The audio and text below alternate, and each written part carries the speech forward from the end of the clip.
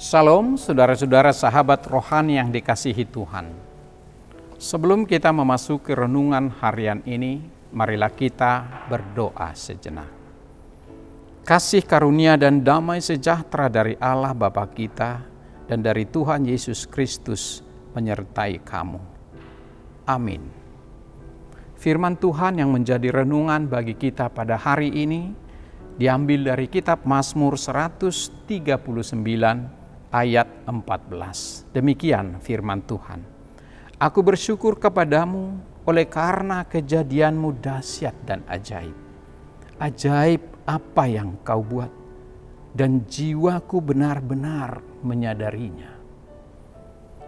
Indah sekali firman ini, oleh karena itu saya mengambil tema menyadari keajaiban kuasa Allah dalam hidup kita. Sahabat rohani yang dikasihi Yesus Kristus, Harry Houdini tahun 1974 sampai 1926 adalah seorang pesulap terkemuka asal Hungaria yang menetap di Amerika Serikat. Pesulap ini paling dikenal melalui trik-trik meloloskan dirinya, antara lain melepaskan diri dari ikatan tali, borgol, rantai, dan yang paling terkenal di mana Houdini yang tubuhnya digantung terbalik berhasil meloloskan diri dari lemari kaca yang diisi penuh dengan air.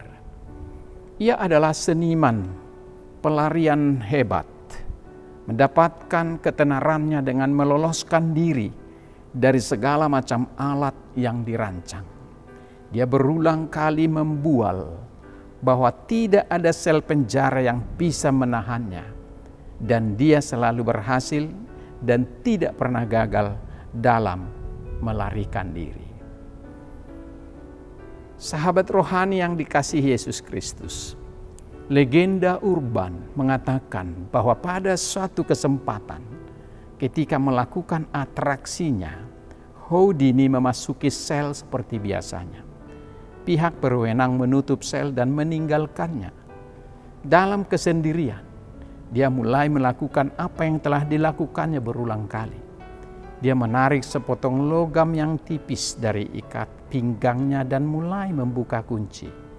Tetapi kali ini selnya tidak mau terbuka.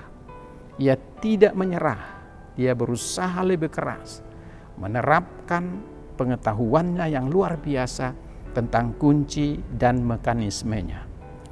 2 jam kemudian, karena frustrasi akan kegagalannya, dia akhirnya menyerah. Houdini yang agung itu akhirnya gagal. Mengapa Houdini bisa gagal? Apa yang sebenarnya terjadi? Para penjaga ternyata lupa mengunci sel. Sesungguhnya yang perlu dilakukan Houdini hanyalah membuka pintu sel. Satu-satunya tempat di mana pintu itu terkunci adalah di dalam pikirannya. Sahabat rohani yang dikasihi Yesus Kristus, seringkali dalam hidup ini kita berusaha keras untuk menemukan kuasa Tuhan dalam hidup kita, mencari metode demi metode, tetapi tidak pernah menemukan kunci di mana kuasa Tuhan berada. Akhirnya karena frustrasi, kita berhenti dan berasumsi bahwa keajaiban kuasa Allah itu selalu sulit dipahami dan hanya diperuntukkan bagi segelintir orang dan bukan pada diri kita. Kita sering salah dalam memahami kuasa Tuhan.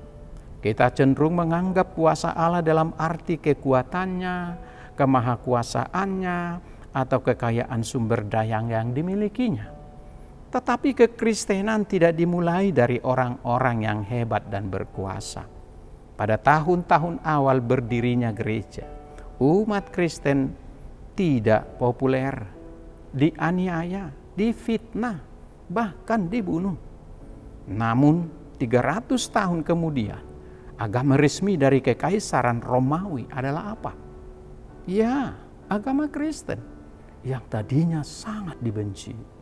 Jika kita tidak melihat kuasa Tuhan di sini, maka kita kehilangan salah satu keajaiban terbesar dari kuasa-Nya yang dahsyat. Sahabat rohani yang dikasihi Yesus Kristus, kuasa Tuhan Dia tunjukkan untuk mewujudkan kehendak-Nya demi kemuliaan-Nya. Kita hanya dapat mencari, kita hanya dapat berdoa untuk kuasa itu supaya diberikan, dikaruniakan kepada kita. Kita ingat Daniel, kadang singa bukan satu-satunya tempat di mana kelemahannya menunjukkan kuasa Tuhan. Daniel tidak dilahirkan dengan kemampuan menafsirkan mimpi. Namun ketika saatnya tiba dan dibutuhkan, Tuhan menunjukkan kuasa-Nya dengan memberikan Daniel kemampuan. Kita baca dalam Daniel 2. Begitu juga dengan Petrus yang berjalan di atas air bersama Yesus, melawan setiap hukum alam yang ketika diketahui Petrus berjalan di atas air selama beberapa waktu hingga imannya goyah. Matius 14 ayat 22 sampai 33. Setiap rasul Kristus mampu melakukan mujizat hanya melalui kuasa Kristus di dalam diri mereka.